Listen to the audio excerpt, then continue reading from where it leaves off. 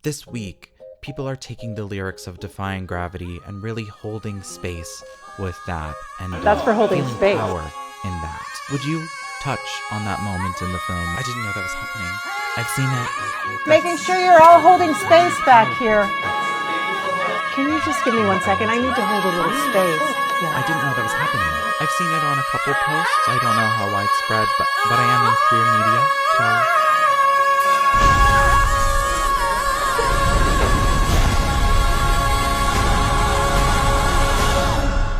So I didn't know what any part of it meant. Pink goes good with green. I hope you're happy. I hope you're happy too. Yeah, so I do have an accounting final next week. And yet, I'm here, speaking with you, holding space for each other. And I hope that you'll hold space for me in the comments below. And I hope you'll hold space for me in the subscription box. Thank you. And you know what? I am in queer media. This is a silly video. We're breaking from the usual structure. I have a history that every time I talk about like a movie or a TV show, I end up hating the video and unlisting it. So fingers crossed. Wicked truly is the cinema event of the year. I feel like it has occupied our collective consciousness pretty much all year, especially with Ariana releasing Eternal Sunshine back in like March, which further highlighted the public scandal of Ariana Grande and Ethan Slater getting together. Like, this movie has been ubiquitous for quite some time, and it really held strong. The press tour is going crazy. It's relentless. Like, do we really need a platform Glinda Croc or an REM Beauty collab? Are all of these things necessary? Also, how pathetic would it be if the film was really bad to have all of these brand integrations people would purchase for the sake of the meme? I got the suitcase from the stupid movie. So much of the supplementary media around the film has nothing to do with the movie. And now that the movie's out, I feel like we're getting so much more footage from the film and commenting on the film itself and not just like random other stuff. You know what I mean? I saw Wicked last week. I was in a relatively empty theater, and I'm very grateful that no one sang. However, on the flip side, there wasn't a lot of reaction. Like, even when the movie was at its funniest, I wasn't hearing a lot of fanfare from anybody. The only reactions I was hearing were the two couples next to me who talked through the whole film. I was really angry. Grateful for that IMAX Dolby surround sound. Just kidding. I didn't see the film in IMAX. I saw just a normal screening. I was tempted to attend a D-Box screening, and hang on, wait a second. I forgot I had a prop. I didn't see it in 3D. I kind of forgot that 3D... Sorry if the...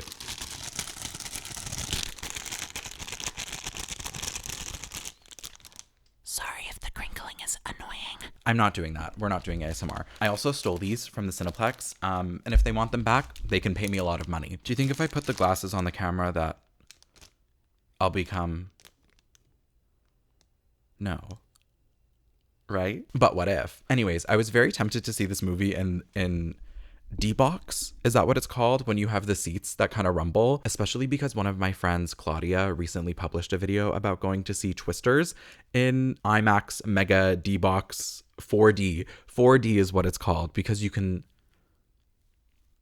smell? Or is it just that the seats move? Anyways, go watch that video. It's very funny and she's a very good creator. I really get trapped sometimes in explaining things because I worry that people aren't familiar with the property that I'm talking about. Wicked is one of the most famous musicals in the world, and it's based on The Wizard of Oz, which is one of the most famous films that has ever happened, right? The TLDR-ist of TLDRs. Wicked is the prequel backstory to The Wizard of Oz. Not officially. Wicked and The Wizard of Oz are written by different people. Wicked shows us the backstories of Elphaba and Glinda, who later go on to become the Wicked Witch of the West and the Good Witch, respectively. It's their university AU fanfiction era. They both go to Shiz University, they learn about magic, and most importantly, they learn about each other. There's been some confusion over rooming here at Shiz. I'll touch a bit more on how I feel about the film later, because I really want to talk about the press tour, because it's crazy. They're doing so many interviews, and this is my defense of Cynthia, Erivo, and Ariana Grande. I feel like people are dunking on them a little bit too much, and we don't stand for that.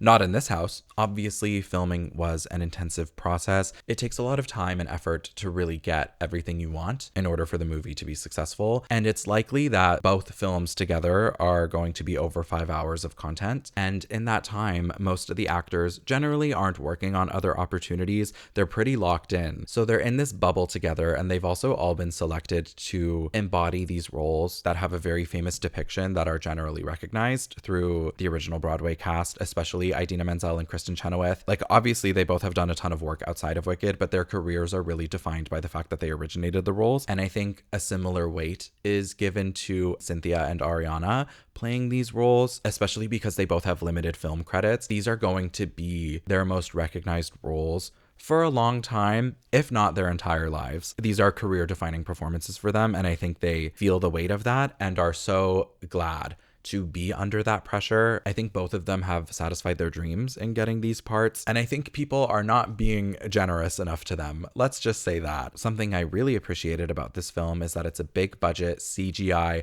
blockbuster movie that's super long. It's getting a part 2. To me, it's the equivalent of Avengers Infinity War and Endgame. It's just for the girls and the gays. And I don't think we're thinking of it like that enough. I'm about to say something shocking, but I think Ariana and Cynthia are getting dogged a little harder because they're women. I have a feeling that if like Chris Evans got emotional, we'd be like, oh my God, self-aware king. But because they're women and they're crying and it's authentic and we hate authenticity, it's cringe. Therefore, we should dunk on it. And this is also magnified for Cynthia Erivo as a queer Black woman. People have been saying the most unhinged things about her embodying this role. I don't even want to go there. Like, I don't want a soundbite existing of me like re-articulating some of the things that other people are saying because it's just awful. You can criticize Postergate. I think that's a little bit more reasonable. Like, that's pretty irrelevant, but getting mad that Elphaba has micro braids, actually unacceptable. Get a life,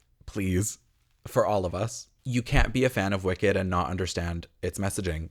Both things cannot be true. Shifting back to a lighter note, I do think a lot of the people making fun of Cynthia and Ariana didn't do theater in high school. They weren't engaged with people who were doing theater in high school because the energy that they have is like theater kid at Denny's, 3 a.m., show just wrapped. Like, I know these women. Not only did I do theater in high school, I have a bachelor's degree. I graduated cum laude. I hate that phrase, but it is true. I did do really well. I also don't think that audiences are used to seeing people behave like theater dorks in the public eye. There's a certain seriousness and esteem when it comes to film acting. Similar promotional interviews in those contexts aren't met with the same cringe response that Cynthia and Ariana are fostering. I do think it's reasonable to read some of their interactions as disingenuous because they're doing this overly authentic, exaggerated emotional intelligence shtick. Not to me. I think it's all real. To the people who think that Ariana and Cynthia hate each other behind closed doors, an easy joke to make.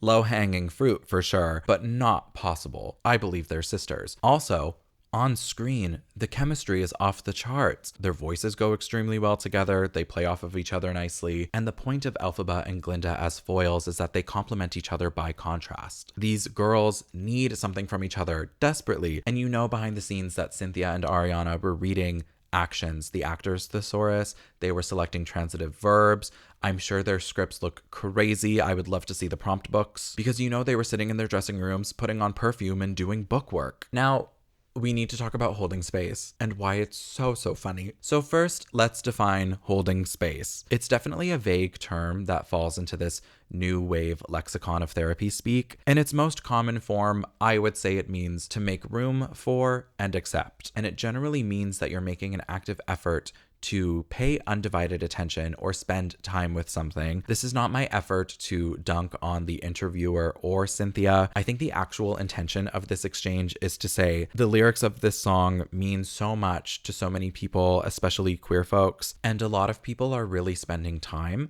embracing you as Elphaba and listening to your rendition of the song, which I imagine is really nice to hear. You've achieved your dream role and everyone is saying that you deserve it and you're really good at it. That's nice. That just is nice. I think the disconnect comes from the specific use of the phrase holding space. Again, holding space generally implies that the effort is being made to invite something in that doesn't typically occupy that space. And Defying Gravity is one of the most famous musical numbers that has ever been written. So there's an incongruity there. Something is not making sense. In this regard, I have been holding space for Cynthia, not through the lyrics, but through her performance, because she sings the song so incredibly well. And it's not a song that I often seek out. So I'm making an active effort to go to Spotify and to seek out Defying Gravity and listen to her sing it. And I've listened to that 7-minute song so many times. I hope you're happy. The subtext of this moment might come from the fact that Ariana and Cynthia have been very generous in boosting the confidence of the people who interview them, but something here was communicated in the silence and it went over the audience's heads, which is compounded by Ariana's little nail grab. There's just an uncanny feeling to the sequence of events that makes it feel, I think, a little bit silly and undermines the actual content of the discussion. That's my deep intellectualization of the situation. And you know what? In doing that, I held space, and I've been holding space since. I'm holding space for Wicked when I should be doing my term end assignments that are all due this weekend. Watch this video a lot, please. The ad revenue will make it feel more worth it. That's it. That's it on holding space. Let's chat a bit about the movie, and then I gotta go. I really enjoyed the movie. I was not necessarily watching with a critical lens. It was 2 hours and 40 minutes. I don't know if all of those minutes were used to maximum capacity. I couldn't tell ya, but I was having fun. In 2025, I would also love both of these films on DVD for Christmas. Any of my friends who watch my content in the background, take notes. That's what I expect to receive. Or my birthday in 2026.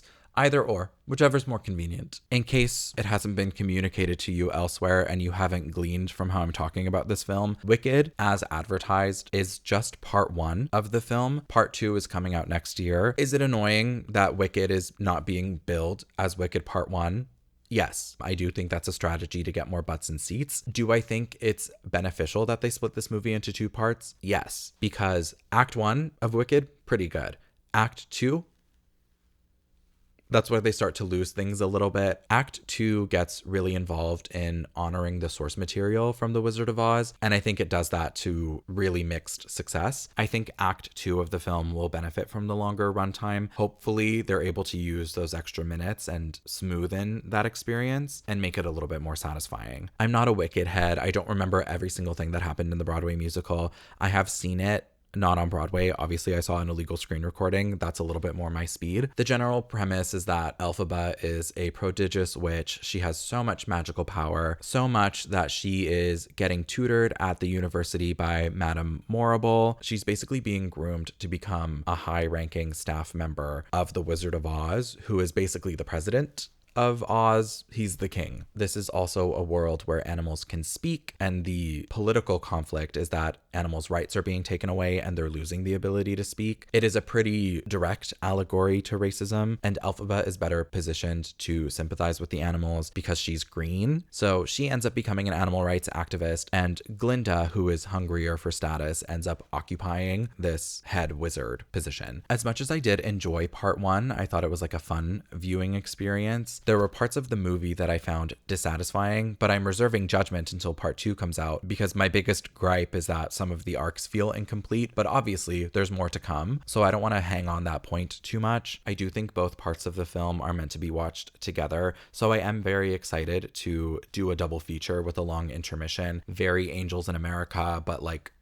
not devastating. A lot of people criticized the trailers, saying that the visuals looked bad and just overall doubting that this movie would perform well. I think there was a lot of skepticism, especially around Ariana Grande's casting as Glinda. I don't know why people thought she wouldn't do well. It doesn't compute in my brain, but more on that in a second. The film definitely has a contrast and color balancing issue. I didn't realize that so much of the film was done on practical sets and not on sound stages. That was crazy to me. There's a very fascinating interview with the set designer on Architectural Digest, but it turns out a lot of the visual issues come from the fact that they filmed outside in England, where 90% of the year it's just gray skies. I think that's why everything feels a little bit flat, especially in the lighting, because a sunny, overcast day really gives you lighting from all angles. It doesn't really cast much of a shadow. I do think if they used harsher lights and higher contrast sets, they maybe could have paid a little bit more homage to Wicked as a stage show, but I guess that really becomes a question of medium and what benefits exist to a stage play, what benefits exist to a film. When I was watching it in theaters, though, I didn't find it really noticeable that the movie was drab or like grayish or whatever people are saying, but I do hear the criticism, and I don't think it's like from a fake place. I don't think it ruined the experience like some people are acting like it did. John Chu also had a good shot. I think he was the right director for this movie, especially because he has a background of filming musicals like he did In the Heights a couple years ago.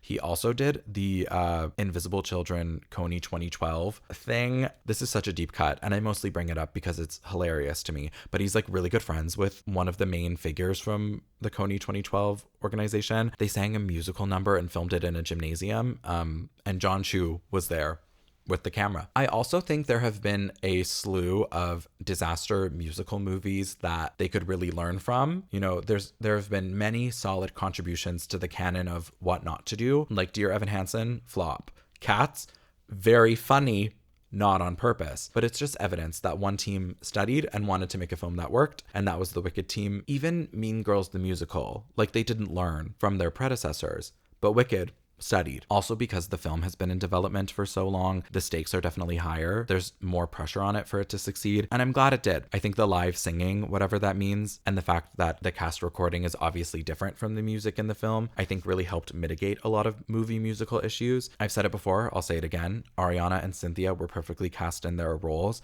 This is kind of my Ariana tangent, if you'll let me have it. I've been a big fan of Ariana Grande since the Victorious days.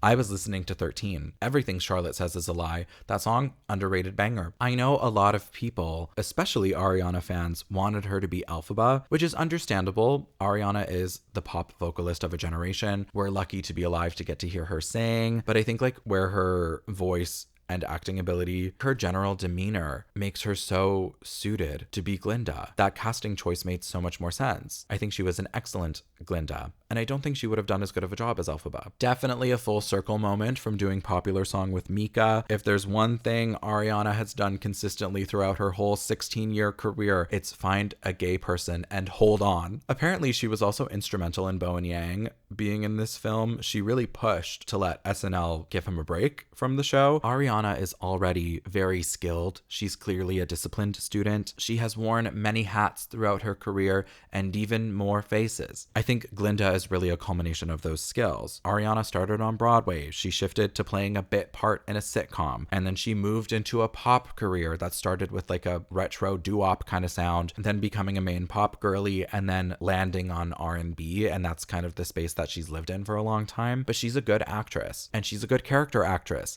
like Kristen Chenoweth. And not to say that she's directly copying previous performances of Glinda. I think there's an expectation to both pay homage and make the role your own. But I think Ariana on set has had the most fun she's ever had in her whole life, putting on her best Kristen Chenoweth drag and just eating the scenery. She was literally flying off the walls in Popular. I couldn't believe it. I think we forget every now and again the Focus era when Ariana demonstrated that she could do the splits. And then as Glinda, she's literally doing parkour, and then she like effortlessly kicks her leg into a standing split. Swiftologist just released a very interesting video on Ariana's career trajectory, and they make the point that Ariana is probably going to have a similar arc to Lady Gaga, where she switches and starts taking on more acting projects, giving a lot of space between album cycles, and I think that's very possible for her, especially because Ariana's a really good actress and impersonator. Like, she's really a chameleon. She's been on SNL a couple times this past year, and she's so good. She's so good. Since we're giving credit where it's due, I really liked Cynthia as Elphaba as well. I think vocally, she nails the performance. On the acting side, I felt it was a little bit more subdued in a lot of parts. There was a lot of restraint, and I don't know if they found a really compelling balance between restraint and release. We see glimpses of it, but I found Elphaba to be quite passive. But again, she has so much action in Act 2 that I'm reserving judgment. Like, on its own, it felt like it lacked a little bit of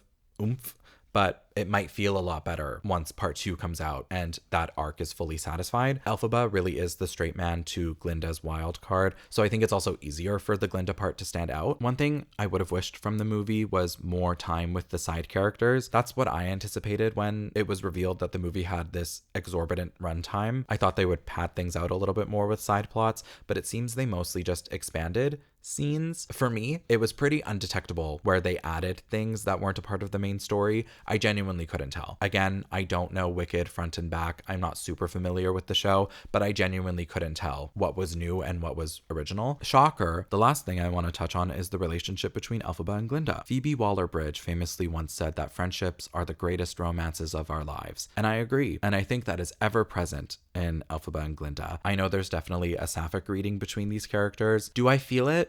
Not necessarily. Do I condemn it?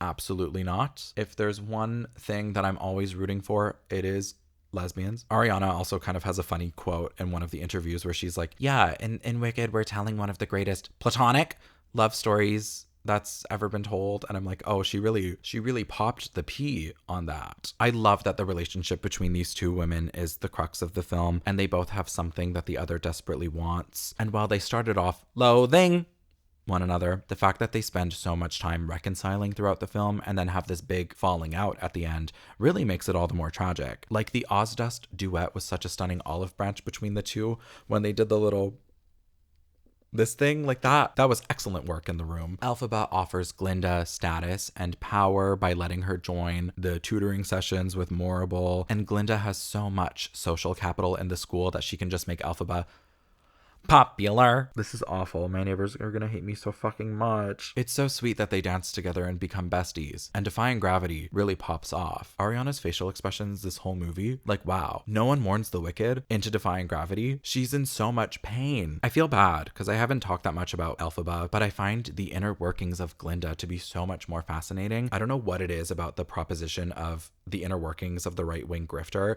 that feel so interesting to me, but I'm engaged. I think this also stems from the fact that Elphaba is a really easy hero to get behind. She's very clearly the good guy, and I agree with her mission. Very much so, actually. It's not hard to understand her or sympathize with her position at all. But Glinda is a little shiftier, right? Because Glinda goes where the money is. She chases success. Matt Bernstein just did a really great podcast highlighting Glinda's arc and her pursuit of power. So that's also a recommended watch. I'll make a little playlist. I agree with a lot of the points that he made. I think in adding to that conversation, Glinda obviously wants power, but I think something she also lacks is authenticity, and Elphaba has that in spades. And I think the reason she's so malleable is the lack of conviction and identity. I think Glinda's character is also informed so much by the fact that she has all of this status, but she's not that good at anything. What I'm really trying to get at is I think it could be really easy to do a bad job of writing this type of character. And I think her depiction is so successful, almost shockingly so, especially despite the fact that she's not even the main character. Glinda has a lot going on, and I think the fact that her choices are complicated and unethical make her more interesting. I'll also post a little graphic, also from Matt Bernstein, after he did his podcast, about how her badness really isolated her. It really affected me. Really interesting discussions to be had. And Elphaba really ate her up when she said, "I hope you're proud that you would grovel in submission to feed your own ambition." Glinda found dead. Anyways, I'm looking forward to the next film. Thank you for listening to my brief disjointed musings. What did you guys think? Did you enjoy Wicked? Are you a fan of the original? Was this type of media commentary enjoyable for you? It's the same, but also very different from my normal style. A little bit more film and culture commentary that I don't normally do. Do you think this movie will get Cynthia the EGOT? I don't think so. I don't think this movie is going to win maybe any Oscars in the big categories. I think they could maybe take costume and makeup and set design. I could see that. And I think we saw it with the Barbie movie. Granted, I think this movie was better than Barbie. This is not the type of movie that the Academy generally likes to reward, but time will tell. Thanks for watching, and I will see you in the next one. Wish me luck on my finals. I really would love to pass. Oh my god, it's so cold. Just saw the Wicked movie. It's 12:35. Do I have marketing at 8 in the morning? Absolutely. Am I gonna be home before 1? Probably not. Wow. What a film. What a film. Cynthia Erivo and Ariana Grande are really Team talent. It was really good. It was really good. This is my attempt at the Defying Gravity run. I'm being fully earnest, and if I do bad, I do bad. Hang on. I'm channeling my Cynthia. I'm standing up on Jimmy Fallon or whatever fucking show, and I'm in the Target. I'm in the Target, and I'm holding the broom, and I'm flying, and I'm yelling at all these people. She was so good. She was so good in this movie.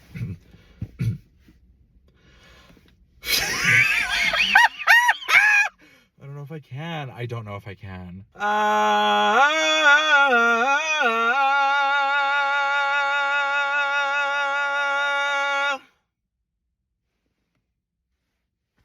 Let's ask the audience. That's not making it to air ever. Thank you for watching.